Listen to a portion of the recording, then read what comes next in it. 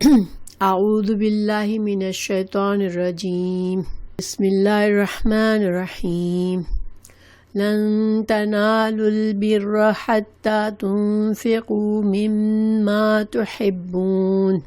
وما تنفقوا من شيء فإن الله به علیم۔ ترجمہ ہے، جب تک تم اپنی پسندیدہ چیز سے اللہ تعالیٰ کی راہ میں خرچ نہ کرو گے ہرگز بھلائی نہ پاؤ گے، اور تم جو خرچ کرو گے اسے اللہ تعالیٰ بخوبی جانتا ہے۔ تو الحمدللہ یہ آیت بہت ہی فائدہ مند ہے، سمجھنے والی ہے اور عمل کرنے والی ہے۔ تو انشاءاللہ ہم پہلے لفظی ترجمہ کرتے ہیں اس کا، پھر اس آیت کو سمجھنے کی کوشش کرتے ہیں۔ اللہ تعالیٰ نے فرمایا لن، ہرگز نہیں، تنالو، نالا ینالو سے پہنچنا، کسی چیز تک پہنچنا، تم نہیں پہنچ سکتے البرا۔ بر کیا ہوتی ہے؟ نیکی کرنا، نیک بننا، بھلائی کرنا، اچھا برتاؤ کرنا، اس میں سارے معنی آتے ہیں۔ احسان کی حد تک کچھ کام کرنا وہ بھی بر ہے۔ حتی، یہاں تک کہ تنفقو، تم خرچ کرو، اس من اور ما ہے، یہ مما اس میں سے جو تحبون حبا سے حبابا حب کہتے ہیں محبت، تحبون تم محبت رکھتے ہو، یعنی تم ہرگز نیکی کو نہیں پہنچ سکتے، نیکی کے اعلیٰ درجے کو نہیں پہنچ سکتے جب تک کہ تم خرچ کرو، یعنی خرچ نہ کر لو جب تک تم اس میں سے جس سے تم محبت کرتے ہو، اپنی محبوب چیزوں میں سے اگر کوئی چیز خرچ نہیں کرتے اللہ کی راہ میں، جب تک تمہیں نیکی کے صحیح اچھے بلند درجے تک تم نہیں پہنچ پاؤ گے۔ وما، اور جو کچھ تم خرچ کرو، من شعین، کسی بھی چیز میں سے، فإن اللہ، تو بے شک اللہ تعالیٰ بہی، ساتھ اس کے، علیم، بے شک اللہ تعالیٰ جانتا ہے۔ یعنی انسان اگر اپنی پسندیدہ چیز اٹھا کے اللہ کے نام پر دے دے گا تو یہ نہیں کہ اس نے اپنی اتنی پیاری چیز ضائع کر دی، نہیں، اللہ سبحانہ تعالیٰ سب دیکھ رہا ہے اور اللہ کے پاس ہمارے اعمال جمع ہو رہے ہیں۔ تو اس آیت کو ہم سمجھتے ہیں مزید۔ لن تنالو، یہ لن کس لیے آیا ہے؟ تاکید کے لیے آیا ہے، یعنی کہ تم ہرگز نہیں، تنالو پہنچو گے، پاؤ گے، تم ہرگز نہیں پالو گے، تم ہرگز نہیں پہنچو گے، تم ہرگز نہیں حاصل کر سکتے ہو کس چیز کو؟ البر کو۔ البر کیا ہے؟ جسے میں نے بتایا کہ نیک بننا، نیکی کرنا، بھلائی کرنا، نیک برتاؤ، نیکی کی وسعت، یہ سارے معنی اس میں ہے، ٹھیک ہے؟ تو کسی کام کو احسان کے درجے سے کرنا، بہترین طریقے سے کسی کام کو کرنا، یہ بھی کیا ہے؟ نیکی کا درجہ ہے۔ یعنی آف کورس اچھے کام کو، کسی اچھے کام کو بہت بہترین طریقے سے کرنا، یہ بھی البر ہے۔ پھر کسی کام، اپنے اسلام کو بہترین بنانا، ہم اللہ کے بندے ہیں، ہم مسلمان ہیں، تو ہم اپنی فرما برداری اللہ کے لیے، اپنی فرما برداری اللہ کے لیے، اپنے دین، اللہ کے دین پر چلنے کو بہترین سے بہترین بنا لیں، تو یہ کیا ہے؟ البر ہے، ٹھیک ہے؟ بہترین، اچھے طریقے سے نمازیں پڑھیں، اچھے طریقے سے ساری عبادات کریں، اچھے طریقے سے بندوں کے معاملات کا خیال رکھیں، یہ سب کیا ہے؟ البر ہے۔ اسی طرح احسان کا درجہ، حدیث میں سے ہمیں پتہ چلتا ہے کہ عبادت میں احسان کا درجہ وہ ہے کہ انسان ایسی عبادت کرے، اس طرح سے عبادت کرے، اس طرح سے نماز پڑھے جیسے کہ گویا وہ اللہ کو دیکھ رہا ہے، اللہ سامنے ہے اور ہم اس کے لیے نماز پڑھ رہے ہیں۔ تو وہ نماز جس میں انسان کا اتنا یقین ہے اللہ پر کہ جیسے میں اللہ کو دیکھ رہا ہوں، اس کے لیے نماز پڑھ رہا ہوں، تو یہ بھی البر ہے، احسان کے درجے پہ عبادت ہے۔ تو گویا کہ بر میں انسان کے اعتقادی چیزیں بھی آ جاتی ہے، جیسے کہ عبادت ہے، اللہ کے حق کو ادا کرنا، تو اس میں بھی بر کا درجہ ہوتا ہے، اور جو عملی چیزیں ہیں جیسے کہ بندوں کے حقوق ادا کرنا، معاملات کرنا، ہمارے زندگی کے روزمرہ کے معاملات میں اچھے طرح سے کرنا، تو وہ عملی دونوں بھی، اعتقادی اور عملی دونوں قسم کی نیکیاں البر میں آتی ہے۔ تو یہاں پر اللہ سبحانہ وتعالیٰ ہمیں کیا سمجھا رہے ہیں کہ تمہیں اگر نیکی کا درجہ، بلند درجے پر تم پہنچنا چاہتے ہو تو تمہیں کیا کرنا ہے کہ اپنی محبوب چیز کو اللہ کی راہ میں خرچ کرنا ہے۔ تو تنفقوا، انفاق کیا ہے؟ انفاق خرچ کرنا، تو نفقہ سے ہے خرچ کرنا، یا صرف دیکھیں من ما جو ہوتا ہے نا، یہ بہت وسعت ہوتی ہے، اس میں کوئی بھی چیز آ سکتی ہے۔ ماں میں صرف مال ہی نہیں ہوتا، مما جس میں سے تم، اس میں سے جو یہاں پر جو بہت عام معنی میں، یعنی کہ کوئی بھی چیز انسان اگر اللہ کی راہ میں خرچ کرتا ہے اور وہ چیز اسے محبت ہے، کوئی بھی کام، مثال کے طور پر اگر صرف مال نہیں ہے، انسان کا علم ہے، انسان کی جسمانی قوت ہے جس سے وہ دوسروں کی مدد کرے، علم جس سے دوسروں کو فائدہ دے، یا ہماری کوئی اسپیشل اللہ تعالیٰ نے ہمیں کچھ ایسی خوبیاں دی ہو، ایکسپرٹیز دی ہوئی ہو جس کے ذریعے ہم لوگوں کے لیے فائدہ کریں، تو یہ ساری چیزیں نفق میں آ جاتی ہے۔ یعنی انسان یہ نہیں کہ جو اچھا مال ہی خرچ کرنا ہے، تو جس کے پاس بہت مال نہیں ہے وہ تو کہے کہ مجھے تو اس آیت پر کچھ عمل نہیں کرنا۔ نہیں، اس میں ہر طرح کے جو بھی نعمتیں اللہ نے ہمیں دی ہے، چاہے جسمانی قوتیں ہیں، چاہے ذہنی صلاحیتیں ہیں، چاہے دماغی قوتیں، چاہے علم ہے، چاہے مال ہے، ہر چیز، لیکن مال جو ہے وہ زیادہ، اس میں مال کی طرف زیادہ معنی ہے، لیکن جنرل معنی اس میں ساری نیکیاں، ساری قسم کی انسان کی جو بھی نعمتیں ہمارے پاس ہے، ان میں سے انسان اس طرح سے کرے کہ دوسروں کو فائدہ پہنچائے، تو یہ تنفقون میں یہ سب آ جاتا ہے۔ اچھا دیکھیں، اس آیت کو سمجھنے کے لیے انسان یہ سوچے کہ مجھے کیا چیز اچھی لگتی ہے، میں کس طرح چاہتا ہوں کہ لوگ میرے ساتھ کس طرح سے رہیں، میرے ساتھ اللہ تعالیٰ کس طرح سے مجھے کیسی زندگی دے، مجھے بندے میرے ساتھ کیسا، اللہ کے بندے میرے ساتھ کیسا سلوک کرے۔ اگر انسان یہ سوچے اور اس کے بعد وہ دوسروں سے ویسا ہی معاملہ کرے جو وہ دوسروں سے ایکسپیکٹ کرتا ہے، تو یہ بھی مطلب لیا جا سکتا ہے اس سے، ٹھیک ہے۔ تو دیکھیں ہم کیا چاہتے ہوتے ہیں لوگوں سے، ہم لوگوں سے یہ چاہتے ہیں لوگ ہم سے عزت کا معاملہ کرے، ہم سے عزت سے ہمیں عزت دے، احترام دے، ہماری بے عزتی نہ کرے۔ پھر اسی طرح ہم یہ بھی چاہتے ہیں کہ جو ہمارے آس پاس کے لوگ ہیں وہ ہمارے حقوق کا خیال رکھیں، ہمارے ساتھ زیادتی نہ کریں، ہمارے حق میں کمی نہ کریں۔ اسی طرح ہم یہ بھی چاہتے ہیں کہ لوگ ہم سے محبت سے معاملہ کرے، نرمی سے معاملہ کرے، سختی اور نفرت سے معاملہ نہ کرے۔ اسی طرح ہم یہ بھی چاہتے ہیں کہ میرے جو آس پاس لوگ ہیں، میرے رشتے دار ہیں، جن سے میرا تعلق ہے، میرے فرینڈز ہیں، وہ سب مجھے میری سوچ کا خیال رکھیں، میری پسند ناپسند کا خیال رکھیں۔ دیکھیں مثال کے طور پر بعض اوقات ہمیں یہ امید ہوتی ہے اپنے پیاروں سے کہ وہ ہمیں پوچھے بغیر ہمارے لیے کوئی ایسا کام کرے جو ہمیں پسند ہے، تو اس سے زیادہ خوشی ہوتی ہے نا۔ ہمارے کہے بغیر کوئی اگر ہماری خواہش پوری کر دیتا ہے تو وہ زیادہ خوشی کی بات ہوتی ہے۔ اسی طرح اہم معاملات ہیں تو ہماری رائے پوچھے بغیر کوئی کام کر لیتا ہے تو ہمیں تکلیف ہوتی ہے، مگر کوئی ہمیں اپنی رائے میں شامل کرتا ہے، جو ایسے معاملات ہیں جس سے ہمارا بھی تعلق ہے، تو کوئی ہم سے رائے لے کر کام کرتا ہے تو ہمیں زیادہ خوشی ہوتی ہے۔ تو اسی طرح یہ ساری باتیں ہم چاہتے ہیں اپنے لیے، ہر انسان یہ باتیں چاہتا ہے کہ مجھے اس طرح سے میرے ساتھ معاملہ کیا جائے،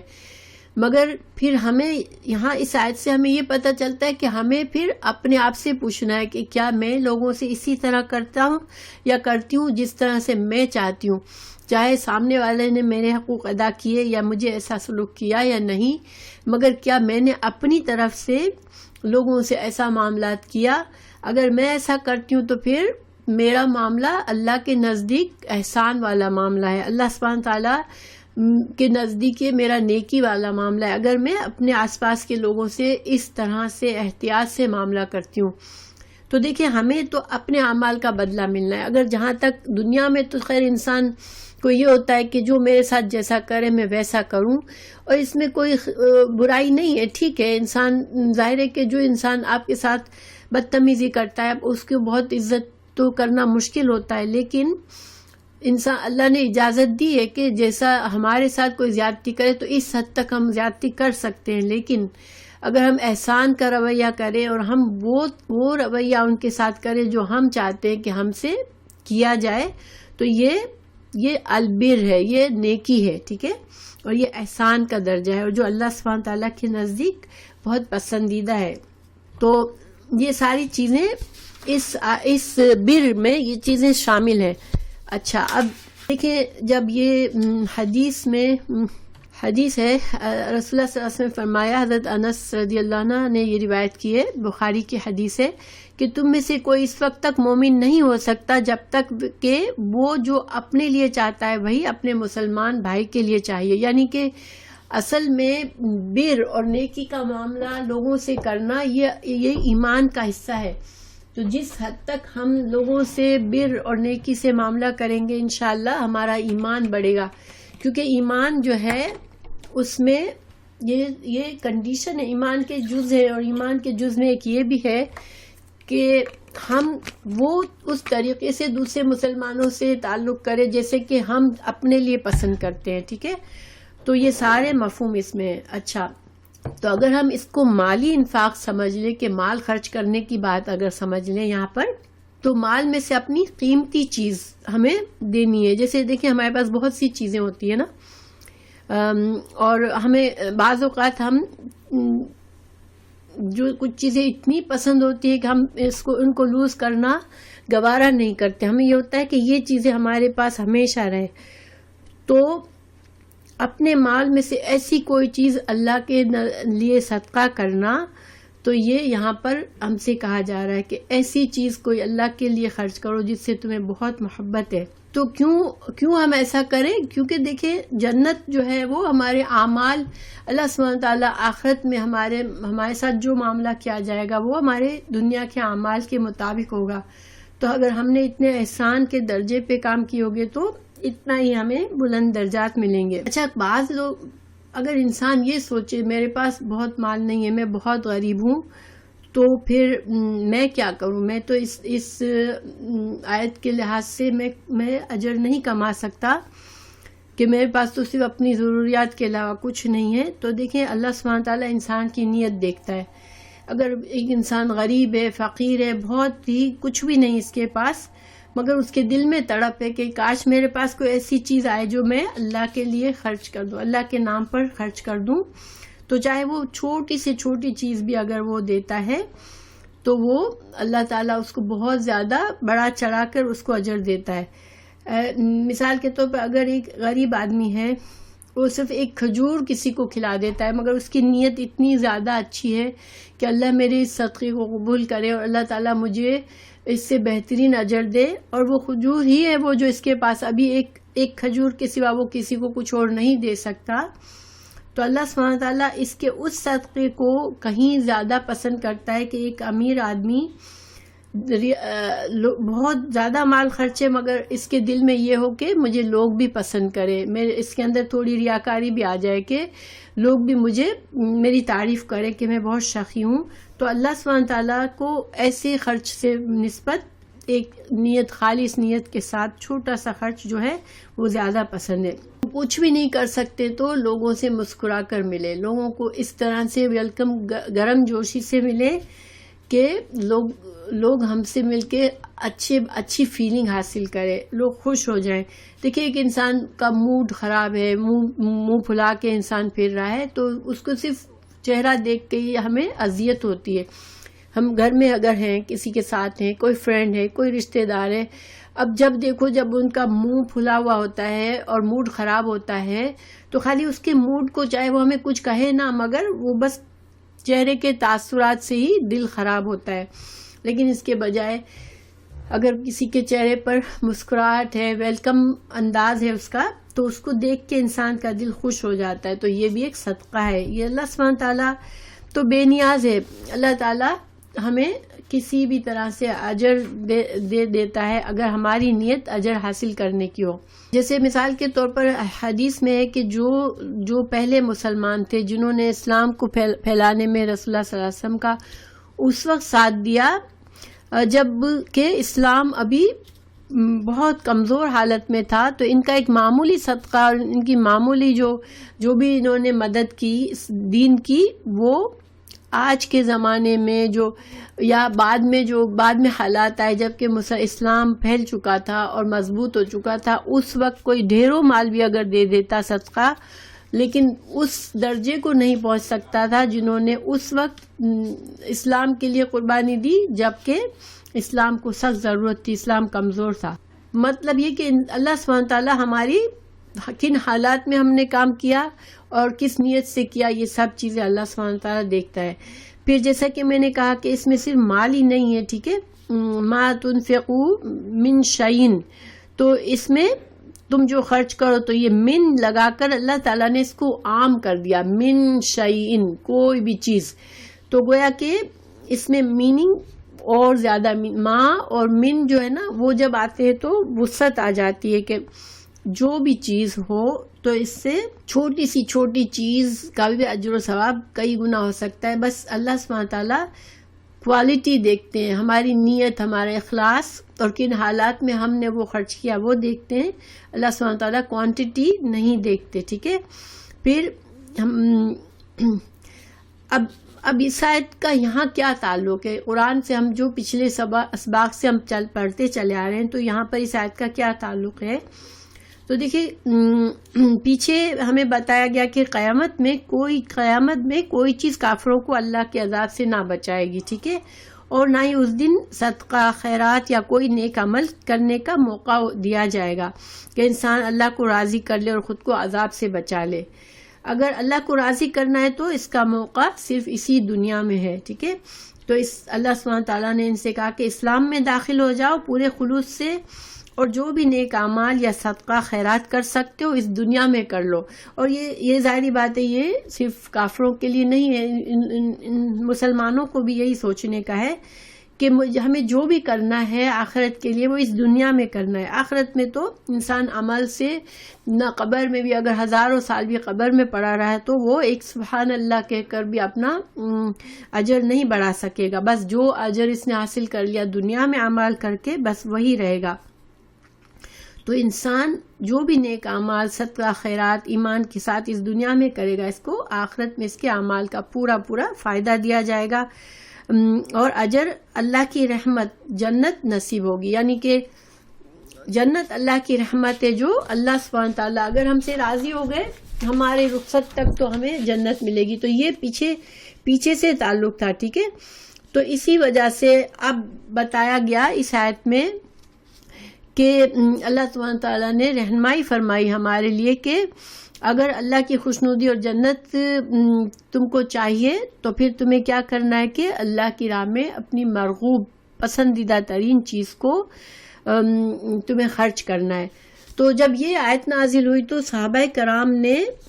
اس پر فوراً عمل کیا. دیکھیے صحابہ کرام ایسی جماعت تھی جو کہ ہر قرآن کو اس طرح لیتے تھے کہ ایک بس بات آئی اور انہوں نے اس پر پورا فوراً عمل کیا. تو دیکھیں اس کے بارے میں کیا مختلف صحابہ کے اعمال بتائے جاتے ہیں. حضرت ابو طلحہ انصاری تھے، ان کے پاس ایک پسندیدہ باغ تھا، تو انہوں نے وہ پورا باغ سے ان کو بہت پسند تھا، بہت محبت تھی. خود رسول اللہ صلی اللہ علیہ وسلم بھی اس باغ میں اکثر جاتے تھے کیونکہ وہ بہت خوبصورت باغ تھا اور اس کے کنویں میں پانی بھی بڑا اچھا آتا تھا.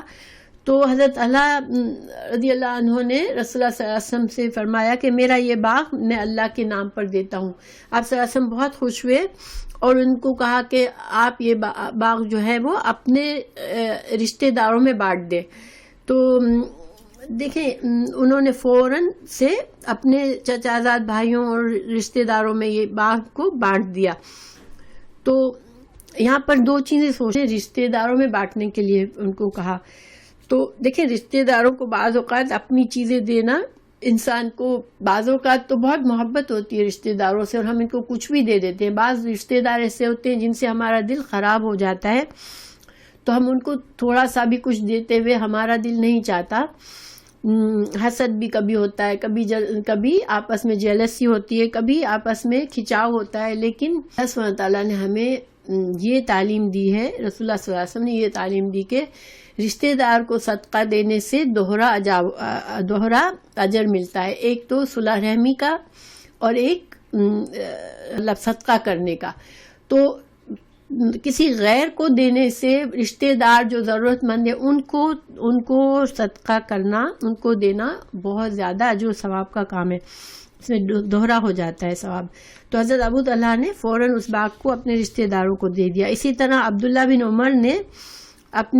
حضرت عبداللہ بن عمر رضی اللہ عنہ نے اپنی پسندیدہ لونڈی کو آزاد کر دیا. اس لونڈی کو بہت پسند کرتے تھے، لیکن جب یہ آیت سنی تو انہوں نے کہا کہ میرے پاس کچھ اور تو نہیں مگر اس لونڈی سے مجھے بہت پیارے، تو میں اس کو آزاد کرتا ہوں اللہ کے راہ میں. اسی طرح حضرت زید بن حارثہ نے اپنا پسندیدہ گھوڑا دے دیا رسول اللہ صلی اللہ علیہ وسلم کو. تو رسول اللہ صلی اللہ علیہ وسلم نے اس گھوڑے کو حضرت زید بن ثابت کے بیٹے کو گفٹ کیا. تو حضرت زید بن ثابت کو تھوڑا سا دل میں پریشانی ہوئی کہ لو میں نے تو اللہ کی راہ میں دیا تھا اور رسول اللہ صلی اللہ علیہ وسلم نے تو اس کو میرے بیٹے ہی کو دے دیا، تو پھر میرا اجر تو نہیں ملے گا مجھے، کیونکہ یہ تو میرا ہی بیٹا ہے. مگر رسول اللہ صلی اللہ علیہ وسلم نے بتایا کہ رشتہ داروں کو دے دیجیے. حضرت رسول اللہ صلی اللہ علیہ وسلم نے ان کو بتایا کہ اللہ نے آپ کا صدقہ قبول کر لیا. تو سبحان اللہ، اللہ سبحانہ تعالیٰ یہ نہیں ہے کہ انسان کو اپنی چیز لوز بھی کرے اور اس کو کوئی فائدہ بھی نہیں ہو، کیونکہ اللہ سبحانہ تعالیٰ جو ہے، دیکھیں اللہ تعالیٰ نے فرمایا کہ جب تم کچھ بھی خرچ کرتے ہو، کچھ بھی کرتے ہو، تو اللہ تو جانتا ہے، گویا کہ ہماری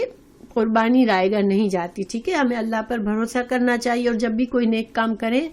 پوری تسلی سے کریں کہ ہم اگر محنت کر رہے ہیں، ہم اپنے آپ کو کھپا رہے ہیں یا ہم اپنے مال کو خرچ کر رہے ہیں اللہ کی رضا کے لیے، تو انشاءاللہ اللہ ضرور قبول کرے گا. دیکھیں جتنا، اور اگر جب ہم اس سے ایک اور فائدہ کیا ہوتا ہے کہ جب ہم اپنی کوئی پسندیدہ چیز قربان کرتے ہیں